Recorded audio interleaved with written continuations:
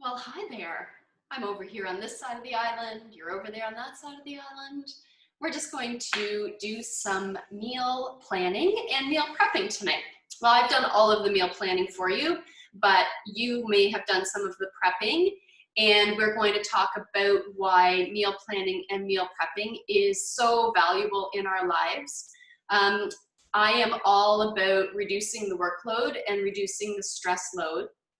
So meal planning and meal prepping is a great way to do that. When we think ahead into the week, even if it's just a couple of days, like planning for 7 days might not be realistic, but even if it's just for 3 days, looking ahead and saying, okay, I need to make sure I have fresh fruit and yogurt, or I need to make sure that I have those muffins made for when someone's coming over in a few days. Or if it's like Thursday and you know that you're having Sunday dinner at your house, you can pre-prep some of the food and even pre-make some of the food so that when your guests arrive, you're not kind of surrounded by all of the chaos and getting everything done, unless you like that. I did include in your handout package just one version of a template of how you can organize your thoughts. Some people prefer like more of a grid, and if you would like more of a grid style, you can design your own or just shoot me a message and I can send you a version of that. But meal planning is a huge, huge part of taking some of the busy out of our lives. And when we plan, some of the little things that we can do is say, all right, broccoli is on sale this week, so I'm going to invest in a little bit of broccoli and use that over a series of recipes. And if you have a large family, then you can plan for getting that in bigger quantities, which is perfect for when it's on sale. Or if there's only one or two of you in your household, then you can plan for that accordingly and just get what you need. So it saves you money and it saves you time, and it's healthy. So it doesn't hurt to have it in a few different ways. So you might have it in a soup, or you might have it in a quiche, or you might have it in a stir fry. And if you have it in a variety of ways, it doesn't get boring. And then the next week you can switch it up and find something else that maybe is in season or on sale that you'd like to include. So in your package that I gave you, there's also, it's like my new favorite thing that I came up with for you guys. It is meal prepping hacks. And I thought it was just kind of a nice little way, this little chart, to put some tips and tricks in there for you, like pre-chopping onions and garlic. So you can do that for a recipe at the beginning of the week or for several recipes. If you look ahead and you say, all right, each of my recipes over these next 3 days require chopped onions, then instead of putting yourself through the crying and the torture of doing it one time or 3 times, you can do it one time and just extend the agony for a little bit. Or you can invest in onion chopping goggles, which actually do exist. And if your recipe calls for onions and garlic to be sauteed together, which oftentimes they are, I mixed both of mine in together because they're going into the frying pan at the same time anyway. And why not have just one stinky container instead of 2 stinky containers in your fridge? Other things that you can do, you can make your own vegetable broth and have that in your freezer. And then when you need it, you can get that out. You can pre-chop any vegetables that you may have and pre-make any dips that you may have that you are going to snack on over the week, or like I said, pre-make muffins, or even pre-make this shepherd's pie. So this shepherd's pie would be perfectly great to freeze and have in batches in the freezer. So if you have people who are going off to college or university and you want to be that parent, you can pre-make them little batches of it, put it into foil containers, like little, dollar store tinfoil containers, and send that away with them, and they can put it in their freezer. And then when it's time for them to eat, they can just pull that out and warm it up, and it's done for them. Or you can do that for yourself if you know you're having Sunday dinner on Sunday. You can pre-make it at the beginning of the week when you have time and tuck it in the freezer and then just pull it out and warm it all up. Christine. Sorry, would you recommend freezing it before you cook it or after? I think that you could, well, everything's going to be pre-cooked and then it's going to be put together. So I think that you could do things separately. So here's a couple of suggestions. You could pre-do the meat and have it in a container and have that done, and then add the fresh stuff when you're ready to do it. You could pre-do the meat mixture and have that done and freeze that, pull it out and thaw it, and then make the cauliflower fresh if you want to have like a nice fresh topping on it. Or you could freeze the whole thing and pull it out and do it that way. So there's kind of different layers for how you can do things. It's a great question. Other things that are great to make ahead like that would be soups, stews, things with delicate vegetables don't really go very well because they get kind of mushy, but anything with hearty like celery, carrots, potatoes. If you are making a recipe that has chickpeas or lentils in it instead of meat, you may want to wait and add those back in at the end because once they come out of the freezer, they might be a little bit mushy. We actually did, at Christmas time, we cooked a roast chicken with gravy and mashed potatoes and veg, and we packaged all of that up in containers for our sons and sent them back to university with that. So we froze it over the holiday, and then when they went back, they took it home and froze it and then just baked it in or reheated it in their oven. But you could do it without the vegetables and just make fresh vegetables and add them in. So there's lots of variations and you just kind of have to play with it. But definitely like the delicate stuff like zucchini or peppers would be, I think they tend to be a little bit mushy if you were to thaw them. That's the long answer. Okay, so we should get started on the cauliflower shepherd's pie because it does have to bake. So we're going to make the shepherd's pie and then we'll put together the salads and then we'll do the overnight oats, which is one of my absolute favorites. So I'm going to come back here. I'm getting smarter as I do this. I've like pre-done all of my water, so I'm not running off screen over to my sink. I'm getting better at this because I'm so used to doing it in person. So I have pre-chopped cauliflower, and I'm totally going to tell you the truth that I went to the grocery store here in town and bought myself a bag of pre-chopped cauliflower. So if you're a busy person, I know some people work shift work, some people have kids that they're running around, some people are just like, no, that's not my thing, cutting up cauliflower.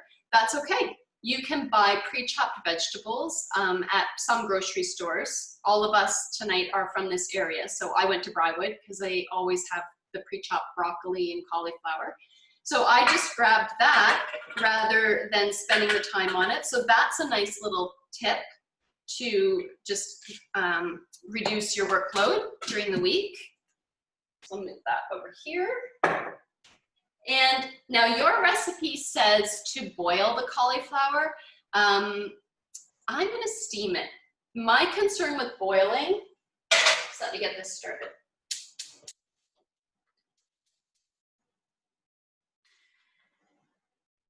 My concern with boiling is that when you boil vegetables, it leaches all of the nutrients out.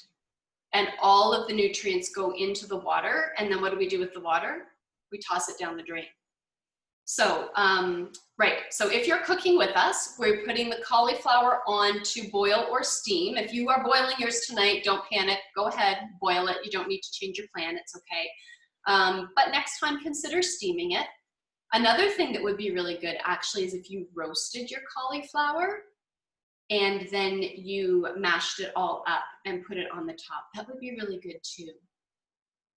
I would like that. You could add parsnips into it.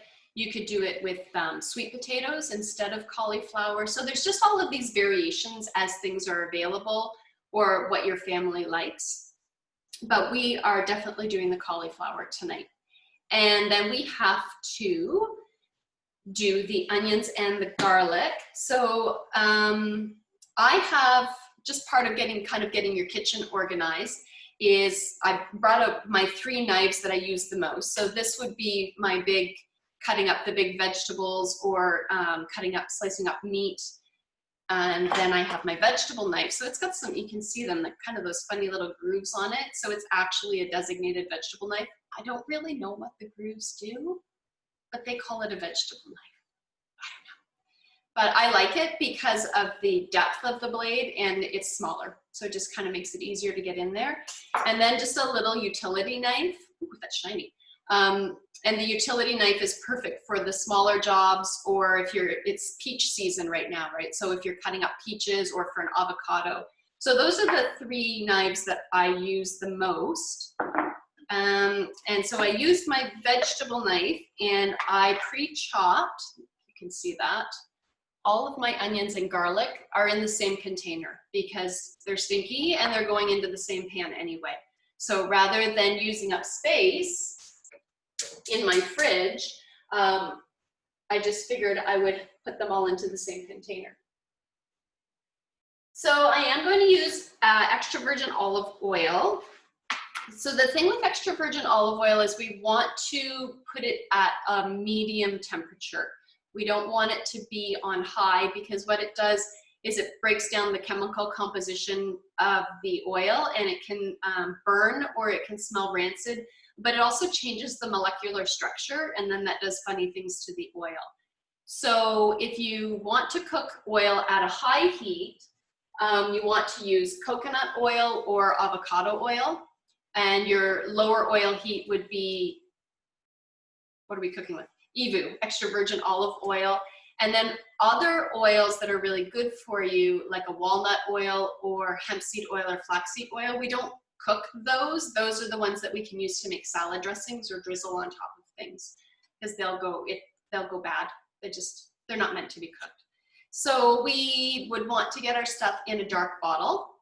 Oil's always in a dark bottle because they do react to light, and also preferably glass because of plastic, right? We try to avoid getting things in plastic if we can. If we can't, we can't. We just do the best we can. So this one is actually a plastic bottle, but at least it's dark. So typically we get our stuff in glass, but sometimes when you are going to the grocery store, and particularly in these times when we are trying not to go to the grocery store too much, I don't want to be running to a whole bunch of different grocery stores. So this is what my store had this week when I was shopping, and this is what I picked up. So my pan is a little bit warm now. I'm just going to eyeball I think it says 2 tablespoons of oil.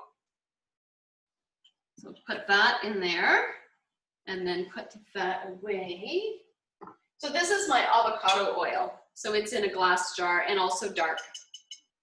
And it has, it typically has very minimal flavor to it. Sometimes you'll get a batch that's a little bit strong, but it really has no flavor to it and it does well in high heat. Another high heat oil that's good is sesame oil. So if you're doing stir fries, you could have a sesame oil. So we'll take these guys and put them in here.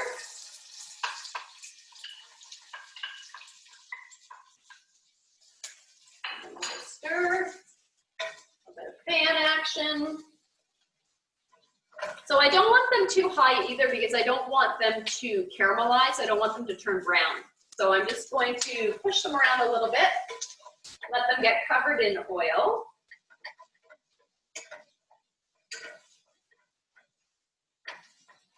And let them saute a little. And as that is happening, we got our cauliflower going on. The next thing that we would do is add the meat. So we're just going to give that a second.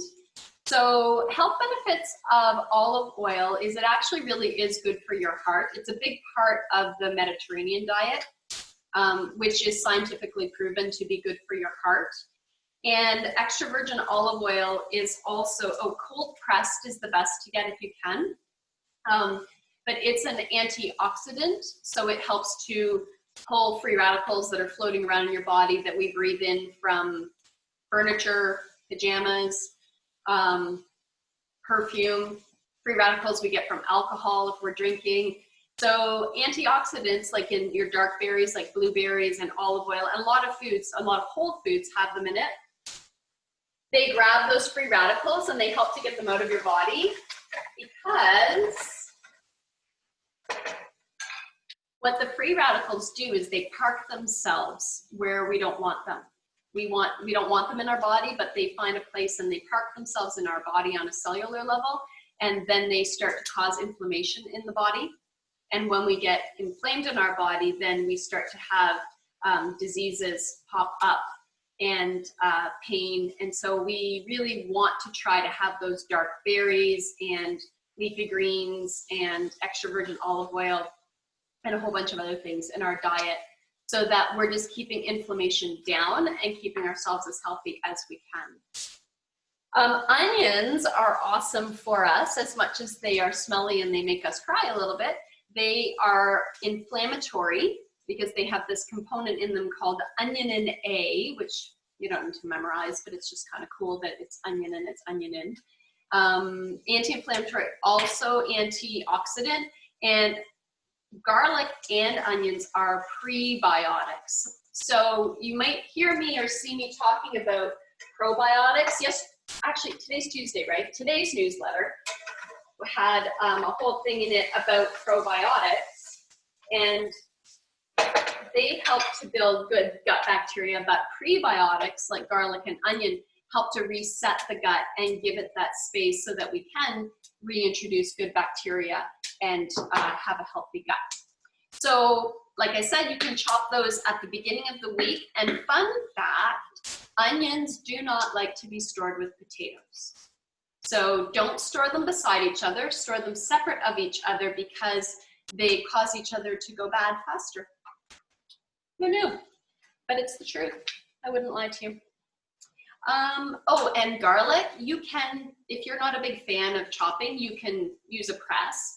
Or like our cauliflower, if you find that your life is a little bit nutty and you just don't have time to do all of those things, you can pre-buy it in a jar. If you're particularly concerned about where your food is coming from, you can check on the sourcing of and make your decisions yourself of what countries your food is coming out of.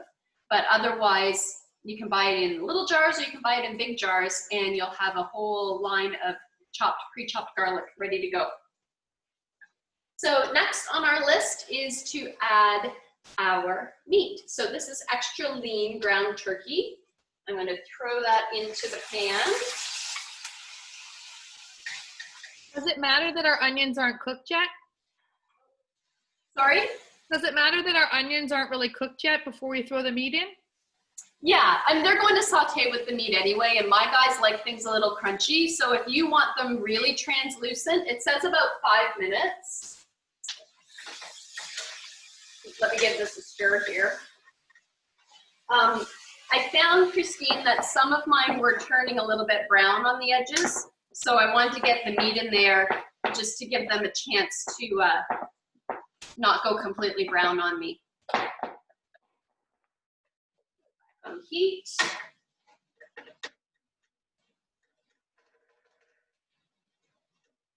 So I think that on the whole, turkey is a fairly low-fat animal anyway, but if you are looking for extra lean ground turkey, I know here in town, Brywood carries it, and Ugama Farms carries, you can go right to their store and you can buy their turkey there. And the nice thing about extra lean or lean is that it reduces the amount of water that comes out of it, so you don't end up with kind of that soupy mix as you're cooking things. So we'll just give that another stir. There's still some water in there. It's inevitable that there's going to be some water. We'll give that a mix.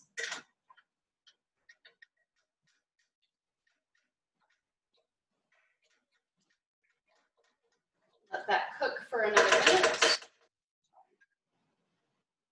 So I think tonight, Denise, you're the only one who's ever been to one of my workshops before.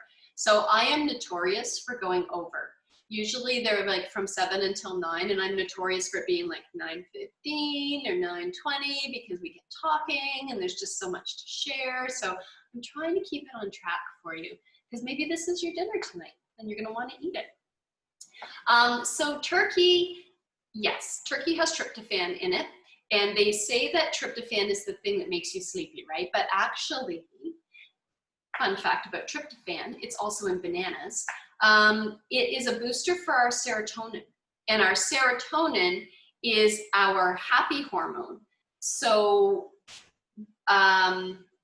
if you feel like maybe you need a little boost, a banana would help, but a banana is very high in sugar. But tryptophan is in turkey, and yeah, it might make you feel a little sleepy, but I think it's actually more about all the other stuff that goes with the turkey dinner, not so much the turkey. But it is really, really good for your serotonin, and our hormones are actually made in our gut.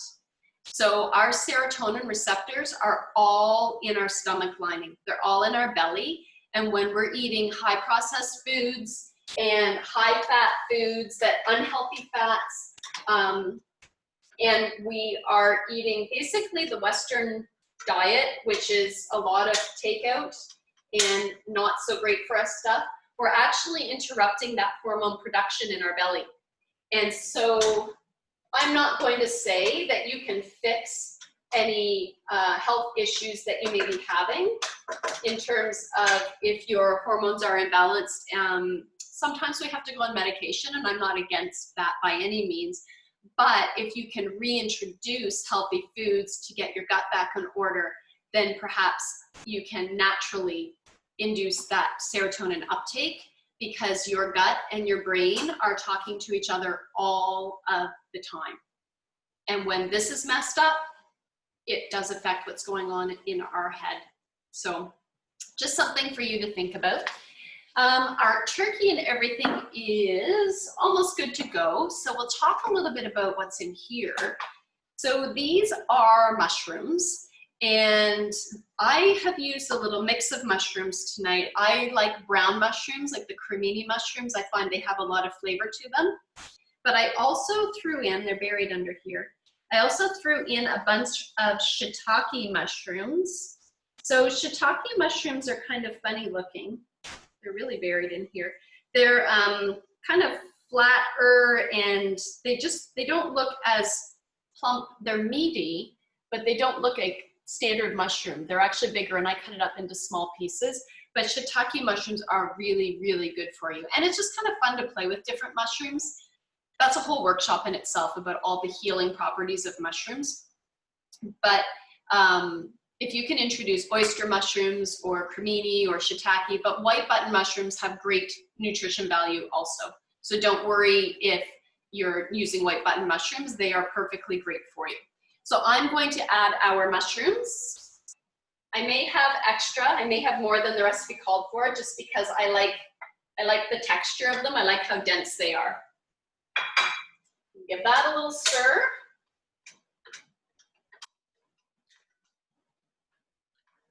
Mix it all in.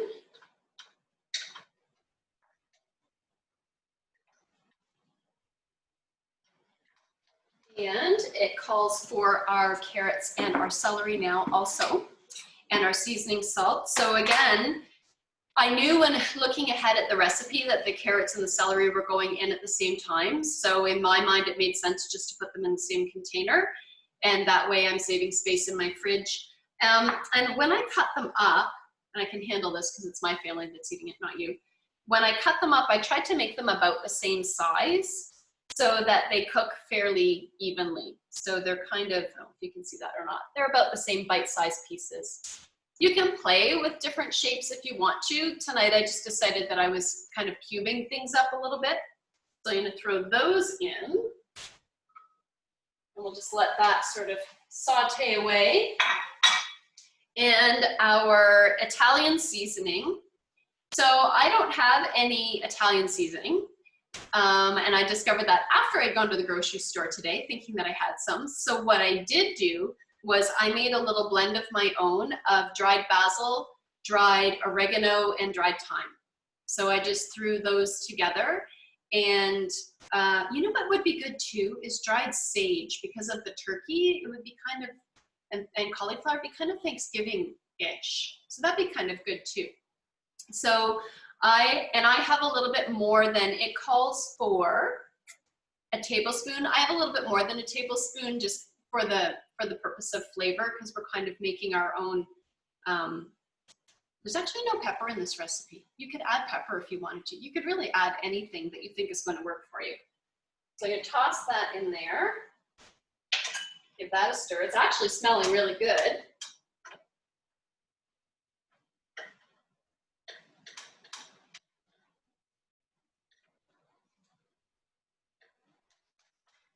Up that turkey a little bit. Let the mushrooms soften a little bit. But we are going to be baking that also. So it's going to go in the oven for 20 minutes. So if things aren't perfectly soft before we get them in, they'll soften up as they're in there. And then this is my little salt jar. That's my own little salt jar. And it calls for a 1/4 tablespoon of salt. Catherine? Yes. Do you recommend putting a lid over my pan, or? Yes. Yeah, I think because that'll keep the heat in and it'll allow, because once everything there should be enough liquid in the bottom now that it won't stick. And every once in a while we can give it a stir. So I'll mix that salt in there.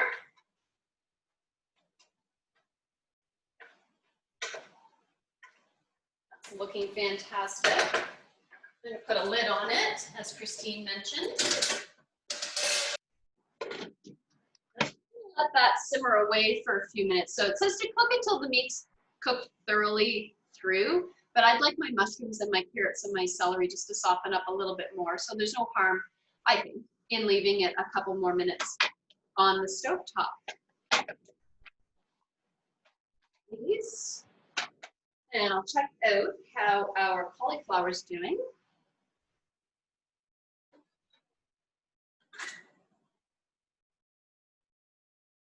Getting there.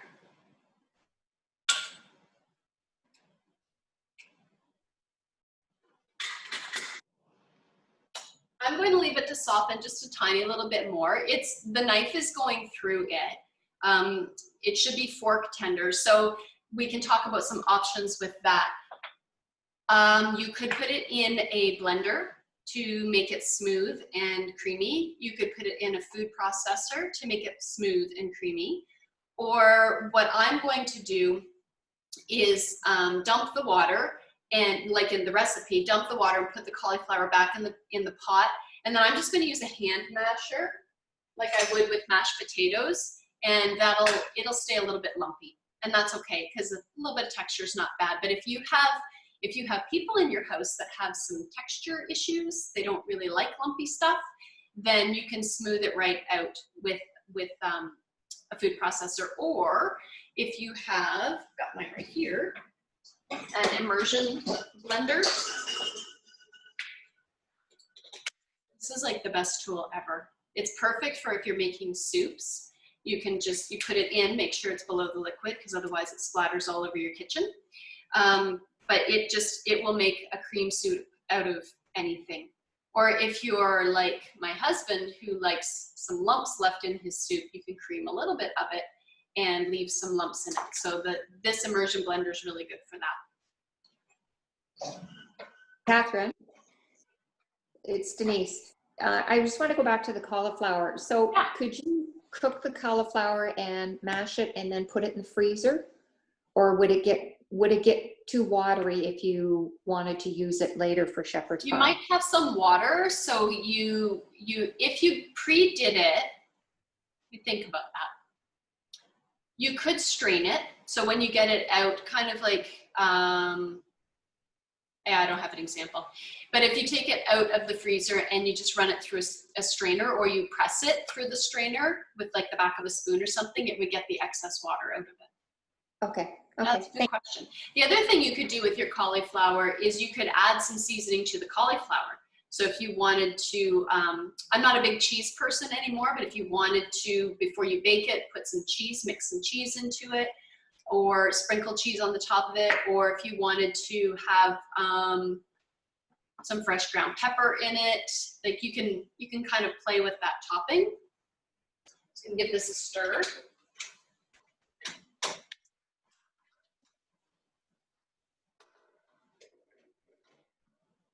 Catherine. This is the moment where I'm looking at the pot that or the casserole that I got out for this and thinking, yeah, that's not big enough. I'm gonna have to go up into the cupboard.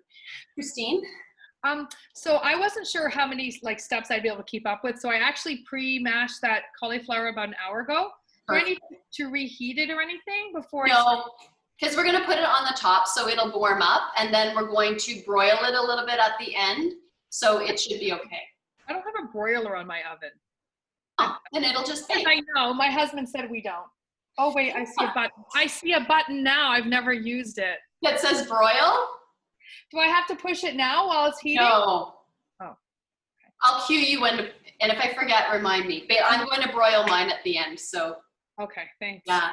Stoves are funny. They're all different too, right? Ours has kind of stuff on it that I'm like, I don't even know what that does. Like, I bought it because it was embarrassing. When we moved into this house, I didn't even know the bottom thing opened. My mom found all these trays in like 2 years later. I'm really not a kitchen person, so I appreciate That's awesome.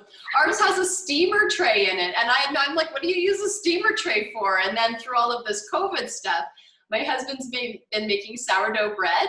Well, apparently you put some water in this steamer and you put it in the oven, and it helps the crust to get crunchy on your bread, but the inside stays soft. It's like, who knew? Had no idea. Okay, I need to get a different pot because I'm looking at it and I'm not feeling good about it.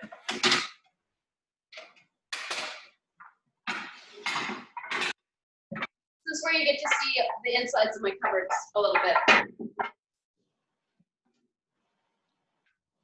All right, so I was going to use this one, but I'm looking at the quantity of the turkey now that the mushrooms are in it, and I'm thinking that the bigger one is probably the better choice. So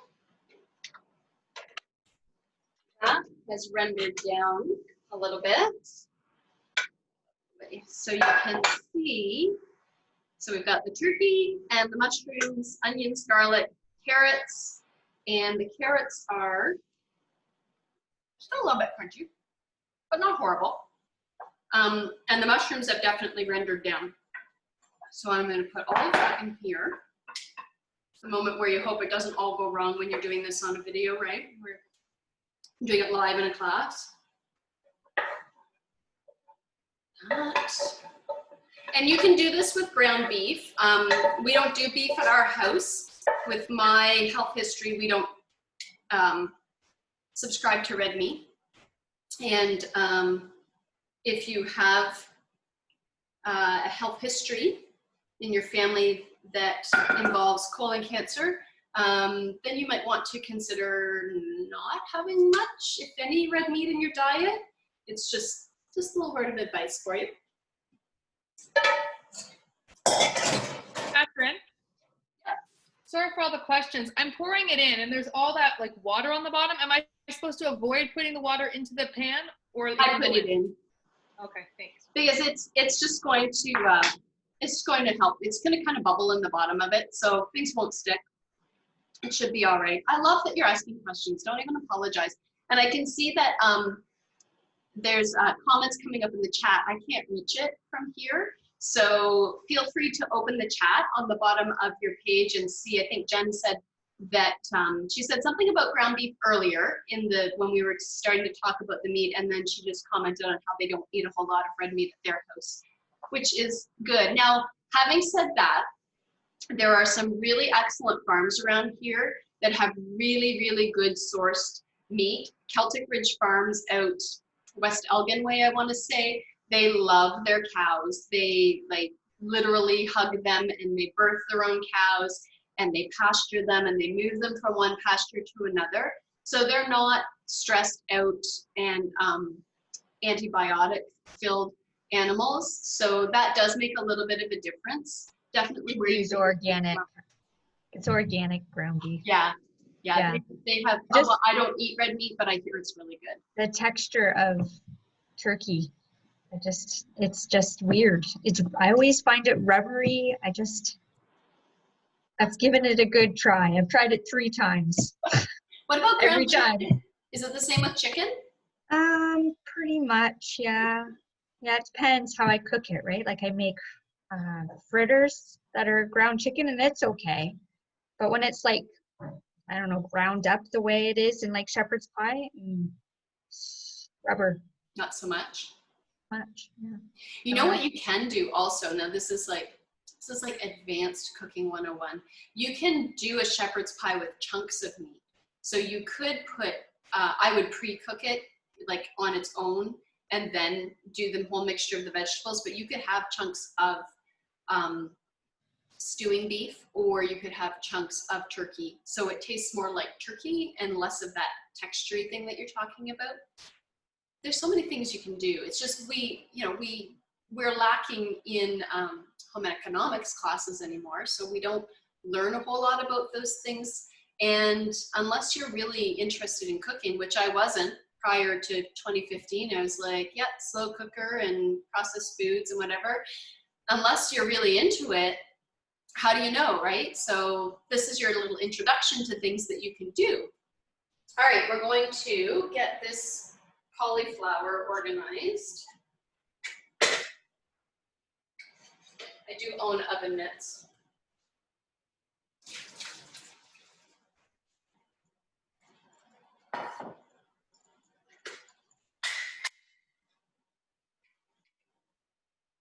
Again, the moment where you hope it doesn't all fall over the place. Cauliflower. Oh, there's one. We gotta run away.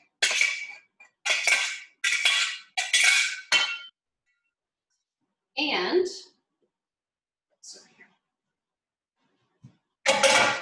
this would be the time that if you wanted to, you could add things to your cauliflower.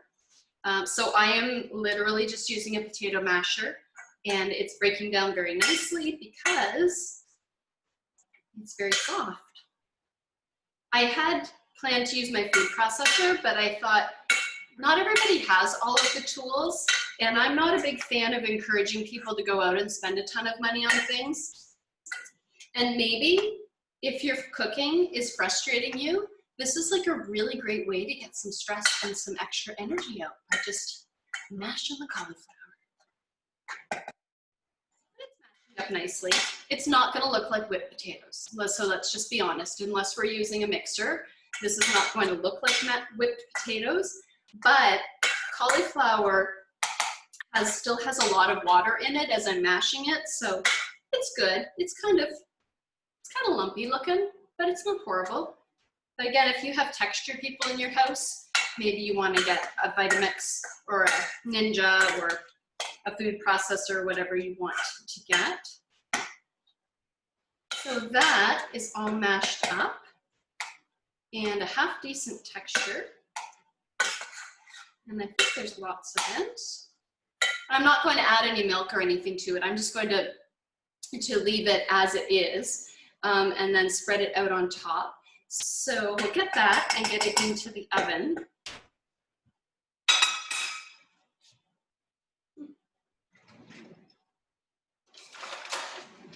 So when I first started doing workshops, I did them outside of my house at a third-party venue. And it was always that moment of, did I forget something as I'm cooking? Because I would have to think about every single thing, right down to extra spoons and stuff that I would bring with me. So it's kind of nice being in my own kitchen, because then I can just reach in the drawer and grab things as I need them.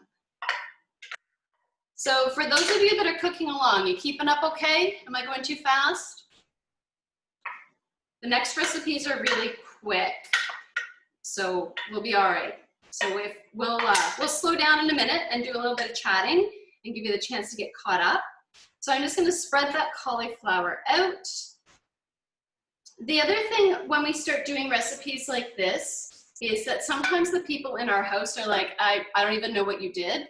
That is not my mom's shepherd's pie. Why are you doing that with cauliflower? So we might meet some resistance, and it just becomes a matter of lovingly and gently introducing things.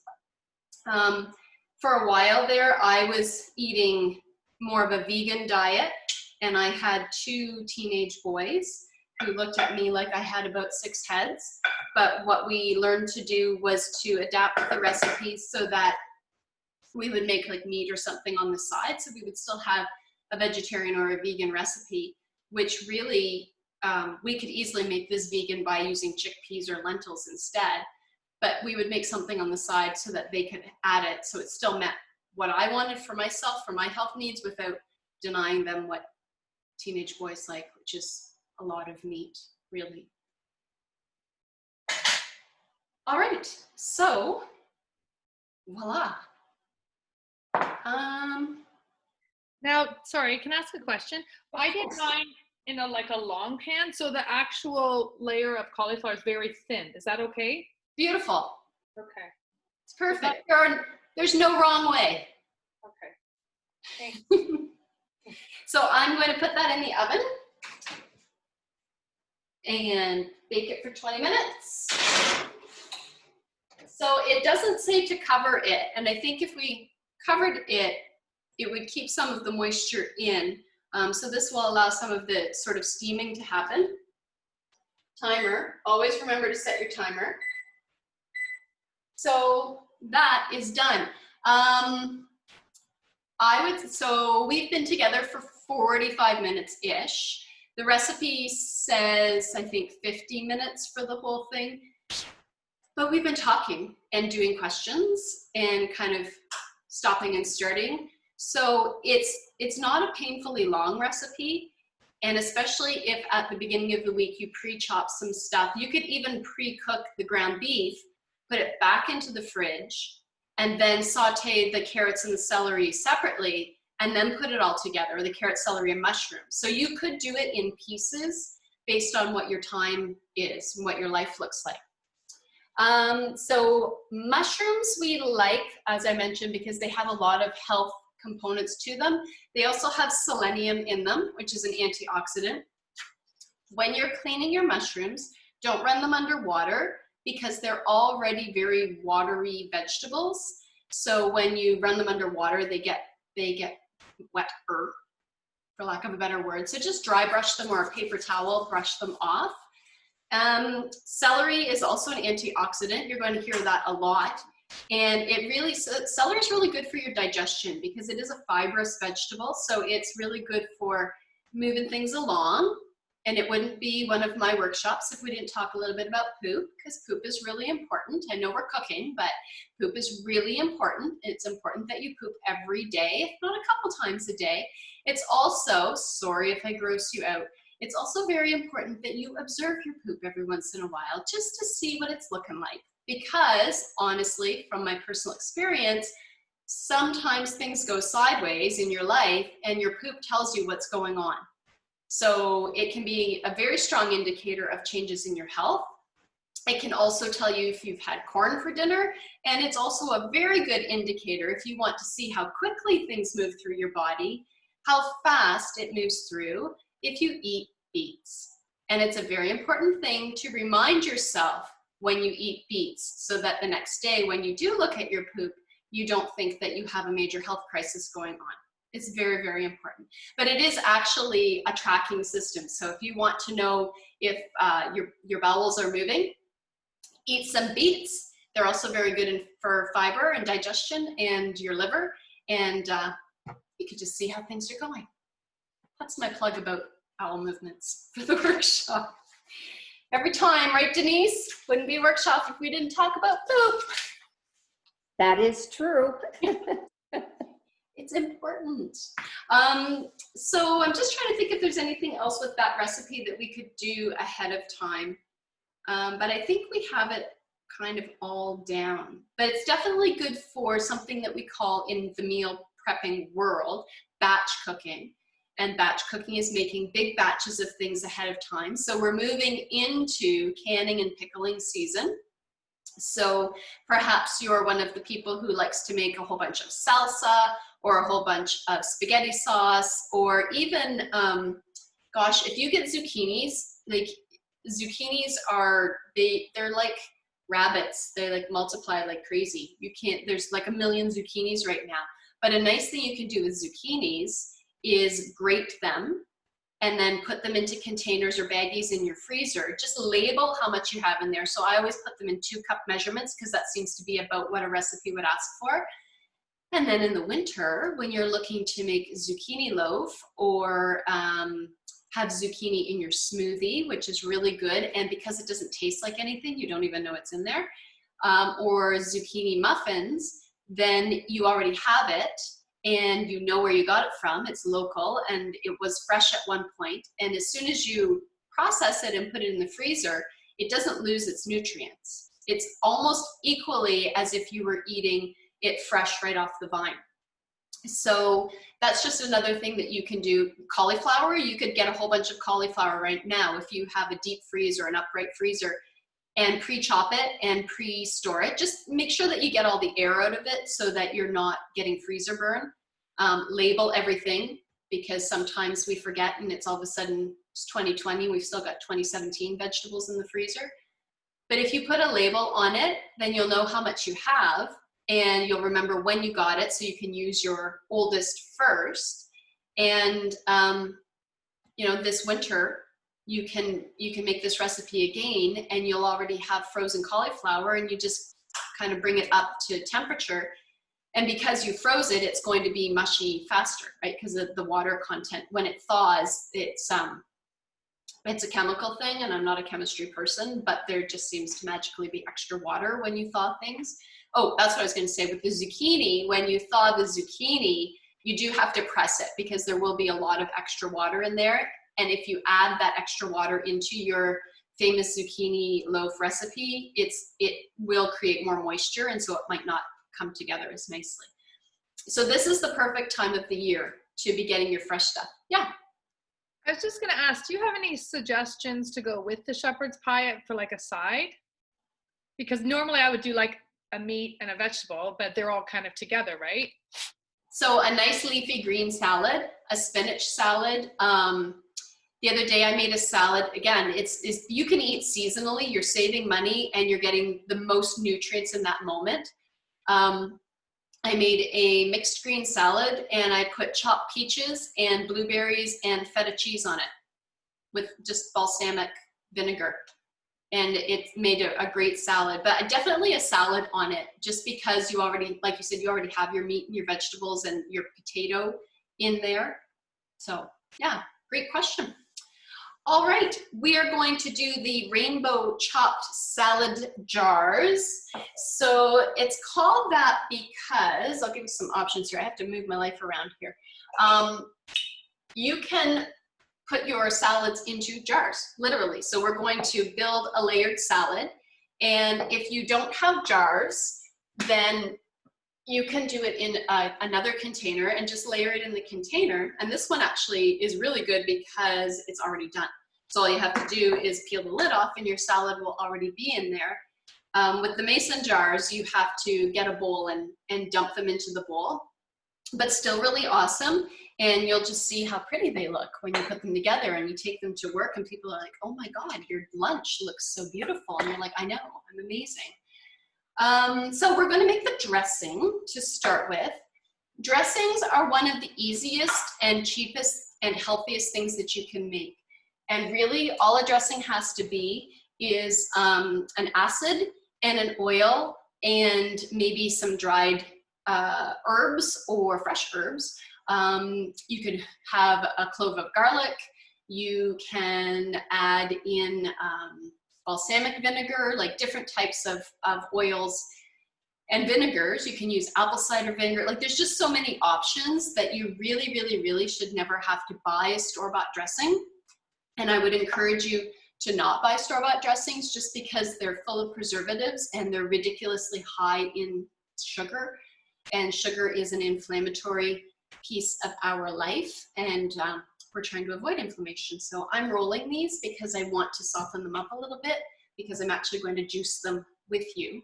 So this is my very, very favorite thing to have. It is just a juicer. And all I have to do is take my lemon, cut it in half, park it on the top, give it a push. It's going to give me some grief. It's a hard, hard lemon. Give it a little squeeze, roll it around a little bit. It's going to catch all of my seeds for me, so I don't have to worry about them being in my dressing. I'm going to catch them all on the top. Another way that you can do it is if you don't have a lemon juicer, but you have a bowl, is to take the lemon and you would put your hand over the bowl and squeeze the lemon in your hand, and that way you catch all of the seeds. They don't go into the dressing, and you still get all the lemon juice. But I'm just going to use my juicer. This one's got a really hard center. It's like sliding all over the place. So a nice meal prep trick with this one is to make a salad dressing at the beginning of the week. And you can find recipes for creamy salad dressings or pestos that you can multi-purpose. So they can be a pasta sauce, the pesto, or it can be a pizza sauce, if you like a non-tomato pizza, or they can be a dip. If you squeeze all your lemons at the beginning of the week, again, if you look ahead at the recipes and you know that you have several recipes that require lemon juice, or if you are of the opinion and you like having lemon juice or lemon in your water over the course of the week, you can pre-squeeze your lemons and you already have your lemon juice done, so it doesn't become that thing in the morning that you're like, I just don't even have time. Or you're not making your salad dressing the day of, you're making it the night before or the beginning of the week. So onions, garlic, lemons, anything that you can store in a container and have access to over the course of the week, just doing it once on the Sunday just makes your life a little bit easier. Does it And stay fresh for the whole week? yeah, it'll stay, it'll last. And when you have little people, you can give this to them. This is their job. Sweetie, you're in charge of squeezing the lemons. Or, you know, if you want your husband to get involved in the kitchen, and no offense to the husbands, because mine's an amazing cook, but if your guy is, you know, maybe not as handy in the kitchen, you can squeeze a lemon. It's doable. All right, lemon, done. So that's Bottle of real lemon, is that added stuff in it? Not good? Is there stuff in it? Okay. it probably has preservatives in it. Again, we do the best we can, right? And I'm not here to preach to go in your fridge and start throwing things out. But you can get a bag of lemons or a couple of lemons or whatever you need and pre-squeeze and keep it in the fridge. And it really is, the other stuff is, I haven't even looked at a container of it in a long time, but I'm gonna go with it's probably pretty chemically. It's got the preservatives in it, right? Because anything that's gonna stay in your fridge is going to be preserved. Okay, I'm onto this recipe. I need to move it over here. So here, sorry. Catherine, it's Denise. I just wanted to add, because you had given that tip once before, that it's such an easy habit to get into. So I buy that bag of lemons and then I squeeze them on Sunday, and I have the whole thing for, again, if I want lemon water, or if I'm going to make my salad dressing for the week, or if a recipe called for it. It's been so handy. It was one of the greatest tips you gave me, because I hate squeezing lemons. Thanks, Denise. See, this is what I love about the live stuff, is that people get to contribute. Yeah, it's super easy, and it literally took me like a minute to do. Another fun thing you can do with your lemon juice, just to amp it up a little bit, is put it in your water, but add a little pinch of cayenne. And so that little pinch of cayenne will give you a little bit of extra energy boost, and it's anti-inflammatory. So yeah, not a lot, like just a pinch. Not Just add a little. yeah, like Big. you barely got it. Yeah. What do you think of Sure that? does wake you up in the morning. Yeah, well, hey there. But the thing with spices too in the summer is that they're actually cooling foods. So when we use spices in the summer, it helps to create cooling in the body. Now this week is a little bit cooler than it has been, but when we were having that heat wave where it was like, oh my gosh, I'm like cooking all day, like literally cooking, not cooking in the kitchen. if you in Ayurvedic medicine, which is part of the yoga family, they say to eat spicy foods, which makes sense if you think about okay, I'm just going to say it. If you think about cultures where they cook with a lot of spice, like down in Mexico, like in the South, or in India, it is purposeful. It helps them in their body, and somebody figured that out somewhere along the way, and it works. So, but here, and even in the winter, especially in the winter, I think once we start getting into that sleepy mode, as the days get shorter and the nights get longer, that extra little boost of energy in the morning might be kind of nice. So that is a 1/3 cup of tahini. Tahini, if you go to the bulk barn to buy tahini and you say, can you tell me where the tahini is? They're gonna be like, I don't know. So it's sesame paste. It's literally sesame seeds all squeezed into a paste. And the thing about this, and I don't throw science around lightly, but the thing about sesame seeds is there is actually a ton of science on sesame seeds and their relationship to cancer, and how they have very, very high anti-cancer properties. So there is science on that you can go and look for and investigate that yourself. So I've put my tahini into the bowl because I'm going to whisk it all together. My 2 lemons. Now, you might not be a big fan of all the lemons, so you may have to play with the flavor a little bit. I'm just gonna put it all in, but it can depend on the size of your lemons too, right? Like those were some pretty good sized lemons. So this one might be a little bit tart, but that's okay. You can always add like a little maple syrup to it or something if you wanted to, like a natural sugar, a little bit of honey. But I'm just whisking that together, and it's going to require a little bit of sea salt. Anybody know where I put my salt? There it is. Found it. I lost my salt. A 1/2 teaspoon of sea salt. So, okay, I'm gonna forget what I'm gonna say. Hold on.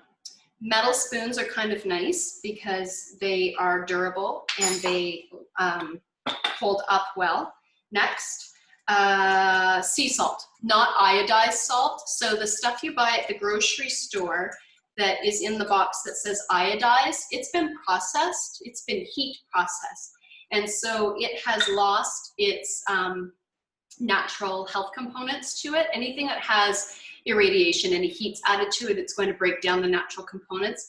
So if you can get, this is kind of, it's granular, it's not really, really fine, or even we use Himalayan pink salts in a grinder, and that stuff is really, really good for you. So I'm going to also add the water. The recipe asked for 2 tablespoons of water, and that's because, I don't know if you can see this or not. Ooh.